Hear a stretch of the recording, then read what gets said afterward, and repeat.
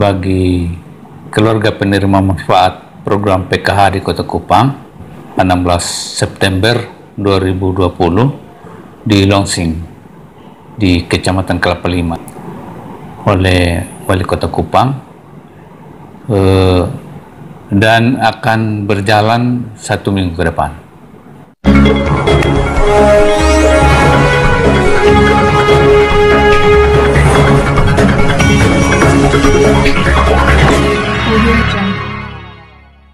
Pemirsa yang budiman di mana saja Anda berada, terima kasih telah mengunjungi channel Suara Fakta Hukum. Jangan lupa like, subscribe, dan komentar. Pemerintah Kota Kupang melalui Dinas Sosial kembali menyalurkan bantuan beras PKH kepada 11.350 penerima manfaat yang berada di semua kecamatan. Penyaluran beras PKH telah dilaunching oleh Wali Kota Kupang Jeffrey Riwekore bertempat di Kecamatan Kelapa Lima 16 September 2020. Terkait bantuan beras PKH yang mulai disalurkan, Kepala Dinas Sosial Kota Kupang Ludwig Jugulape menghimbau kepada masyarakat penerima manfaat agar dapat mengambil hak mereka di kelurahan masing-masing. Selanjutnya, simak penjelasan Kadis Sosial Kota Kupang berikut ini. Penyaluran bantuan sosial yang dilakukan oleh pemerintah Kota Kupang, salah satunya bantuan beras PKH. Bapak bisa menjelaskan penyaluran bantuan beras PKH saat ini seperti apa? Baik, jadi terkait program bantuan sosial beras bagi keluarga penerima manfaat program PKH di Kota Kupang, hari ini tanggal 16 September 2020 di Longsing di Kecamatan Kelapa Lima tadi oleh Wali Kota Kupang, dan akan berjalan 1 minggu ke depan untuk 6 kecamatan di Kota Kupang dengan jumlah KPM sasaran 11.351 KPM khusus untuk penerima PKH, penerima program PKH. Jadi program PKH ini kan salah satu program bansos reguler yang ada bagi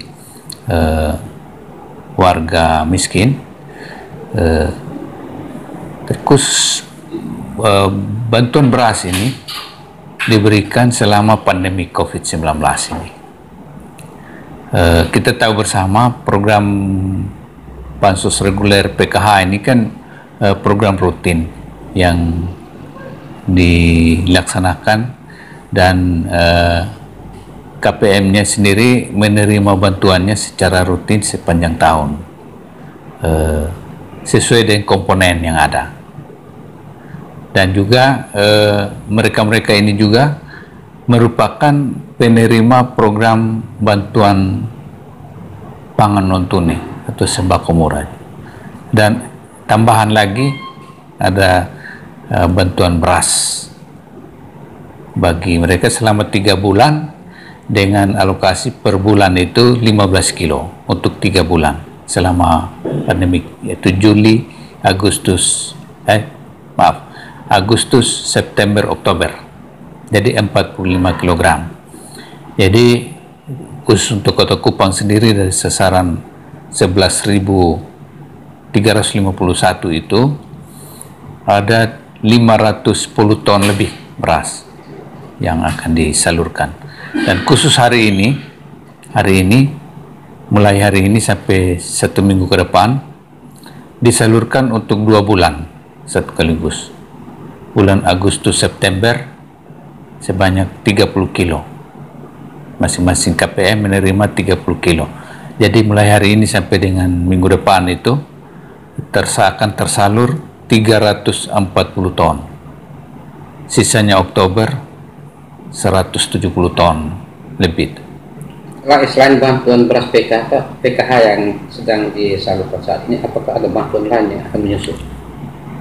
Ya, jadi ada sementara berjalan sekarang bantuan JPS, Jaring Pengaman Sosial dari APBD Provinsi NTT untuk Kota Kupang sendiri bagi 7.984 KPM dengan jenis bantuannya beras juga. Beras 60 kg per KPM. Jadi sementara disalurkan di tiap kelurahan setara dengan 470 ton. Yang sementara ada pembagian sekarang. Dan juga sementara juga penyaluran bantuan jaring pengaman sosial dampak COVID dari APBD Kota Kupang juga bagi 22.251 KPM. Sementara juga berjalan untuk tahap 2 dan direncanakan tahap 3 akan dilakukan setelah tahap 2 ini mungkin bulan September ini. Apa yang Bapak terhadap warga masyarakat untuk mengambil hak mereka? Baik, jadi terkait adanya bantuan-bantuan ini bagi warga yang namanya menjadi sasaran ataupun menjadi penerima manfaat itu agar segera mengambil. Dan juga khusus untuk bantuan sosial tunai yang bersumber dari APBN itu yang dibagi oleh pihak penyalur dalam hal ini PT Pos segera diambil karena tahap 45 itu sudah berjalan. Dan menurut hasil koordinasi kami dengan PT Pos Cabang Kupang kemarin, ternyata masih ada beberapa yang belum ambil. Jadi diberi waktu untuk 1-2 hari ini segera mengambil. Karena kalau tidak diambil akan di stop dan dikembalikan ke kas negara karena dirasa yang bersangkutan tidak membutuhkan gitu.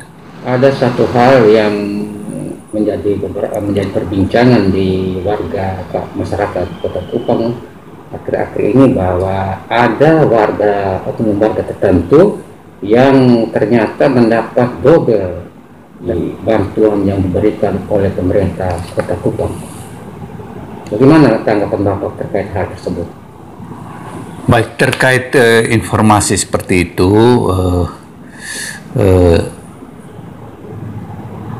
kalau kami dari dinas sendiri ya mungkin diakui ya, tapi begini, jumlahnya tidak besar, cuma memang bagian dari yang namanya inclusion error dari pendataan. Karena perlu diketahui ada begitu banyak skema bansos, program bansos yang ada yang sangat-sangat membutuhkan kecepatan dalam penanganan, terlebih lagi dengan pendataan yang harus akurat dan ini. Dan memang kami diakui sangat terbatas dalam hal ini, dalam kaitan dengan verifikasi dan validasi data itu. Nah, Juklak jelas penerima bansos ini tidak boleh double. Nah, kalaupun ada yang double itu ada mekanisme perbaikannya. Misalnya keluar nama-nama penerima itu, ternyata dicek dia merupakan penerima bansos lain misalnya, itu harus ada mekanisme pergantian, harus diganti orangnya.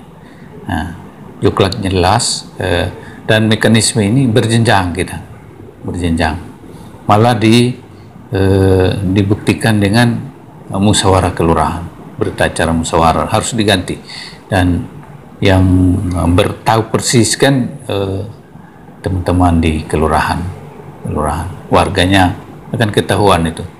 Nah, karena memang itu tadi bagian dari inclusion error dari pendataan yang memang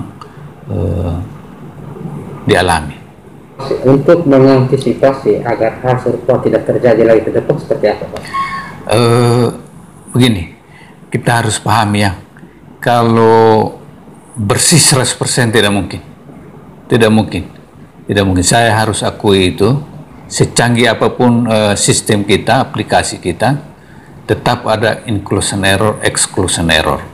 Nah, ketika terkait pertanyaan tadi, ada yang double, ada yang selayaknya tidak dapat tapi namanya keluar, itu kan namanya inclusion error itu.